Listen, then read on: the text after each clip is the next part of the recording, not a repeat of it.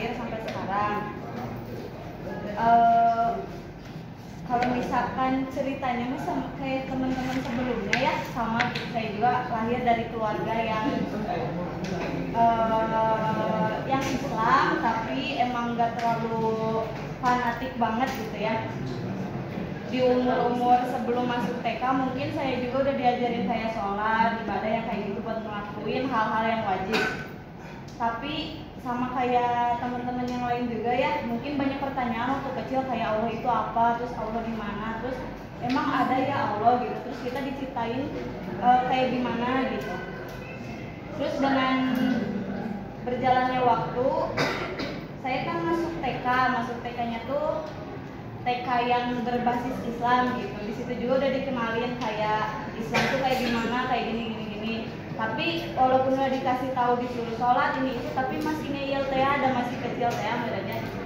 Jadi belum terlalu melakukan hal-hal wajib.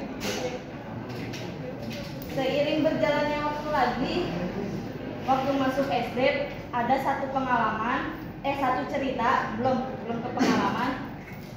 Jadi ceritanya tuh saya dipertemukan dengan teman saya yang emang keluarganya itu taat sama agama. Nah dari situ saya sering main sama teman itu.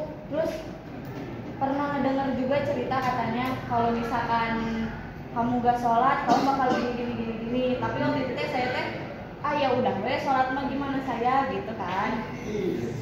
Nah tapi makin gede gitu pas mau masuk SMP saya tuh jadi sadar, oh iya ternyata yang kemarin teman omongin tuh ini loh kewajiban kita teh kayak gitu. Nah waktu pas saya masuk SMP udah mulai sadar nih bahwa Allah itu ada, terus kewajiban dan sunahnya itu harus kita jalanin. Apalagi kan waktu itu posisinya udah balik ya kalau SMP. Langsung masuk ke cerita saya waktu SMK. Jadi poin pentingnya di sini sih waktu SMK. Jadi pengalaman saya mengenal Allah itu ada dua peristiwa yang bikin saya benar-benar deep banget gitu. Bahwa oh iya benar Allah itu ada.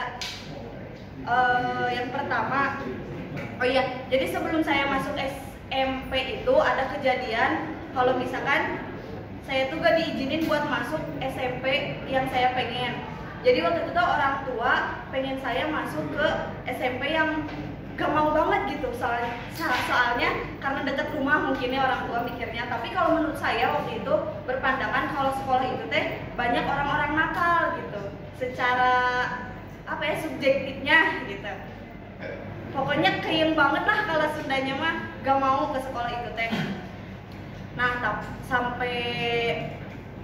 sampai pernah berantem sama orang tua gara-gara hal ini gitu. Cuman gara-gara saya pengen masuknya sekolah ini, tapi orang tua nyuruhnya ke sini.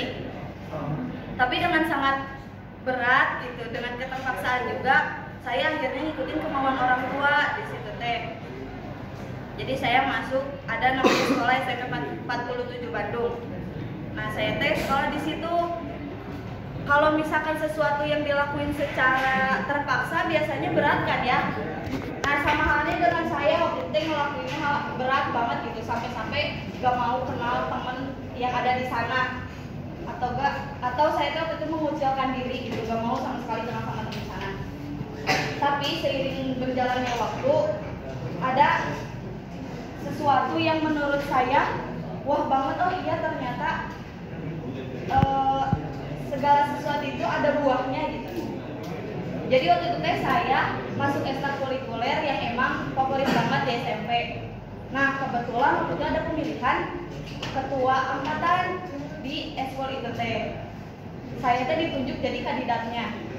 Terus tapi saya teh gak mau kan, karena gak mau ada di posisi gak mau ada di lingkungan yang itu gitu, apalagi harus ditunjuk jadi orang berpengaruh. Nah saya berdoa, ya Allah semoga saya jadi ketuanya terus itu teh. Terus ada satu keyakinan di diri saya kayak, oh yakin nggak akan jadi ketua.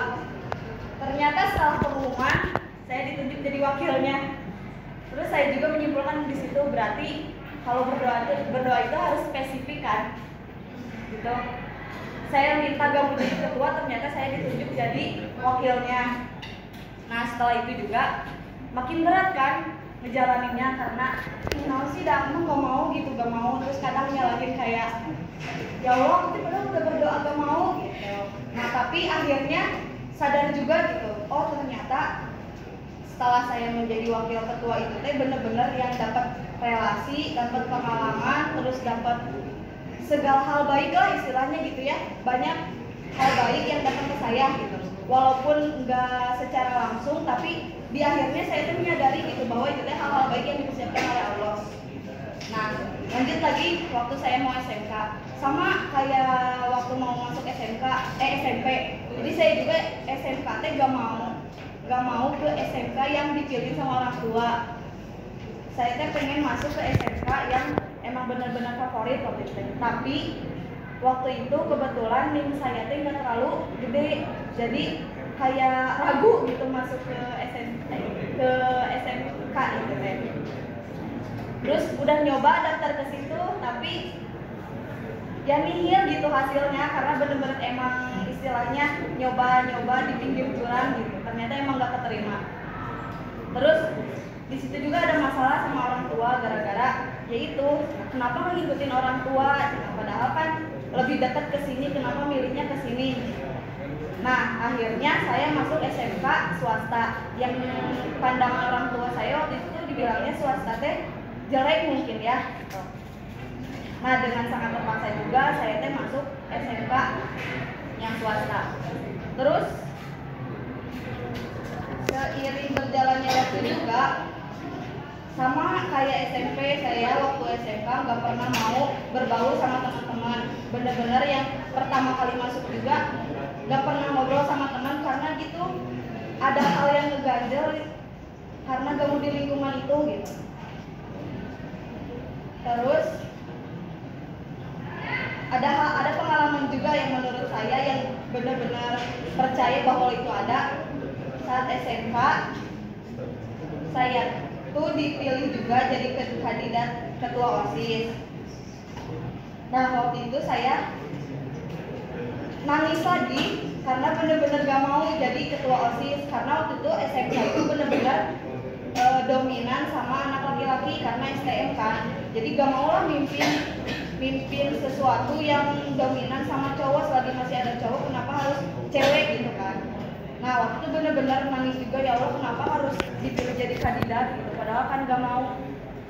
Saya tuh berdoa lagi di situ, ya Allah jangan sampai kepilih gitu kan. Ternyata mungkin Allah berkehendak lain ya. Di situ teh kepilih jadi ketua OSIS. Terus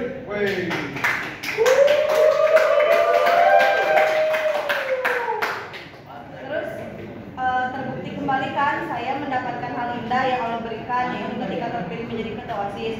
Terus dari situ teh makin percaya kalau misalkan Allah itu ada. Terus pada akhirnya saya bisa menyimpulkan bahwa bahwa saya bisa mengenal Allah dan sangat percaya segala sesuatu yang terjadi akan indah pada waktunya melalui perjalanan dan pengalaman yang tentu saja Allah berikan kepada hambanya. Terus pengalaman yang sangat berharga membuat saya percaya kepada Allah. Allah itu menyayangi hambanya, dan dari pengalaman tersebut keimanan saya semakin meningkat, yang tentu saja saya menyadari bahwa kuasa Allah itu nyata. Lalu doa-doa yang terhajat pasti Allah kabulkan dengan versi yang terbaik. Jadi percayalah, kan ada quotes ya cenah, Allah mengabulkan apa yang kamu butuhkan, bukan apa yang kamu inginkan. Jadi saya berpegang teguh pada quotes itu, bahwa Allah mengabulkan apa yang kita inginkan, bukan apa yang kita butuhkan.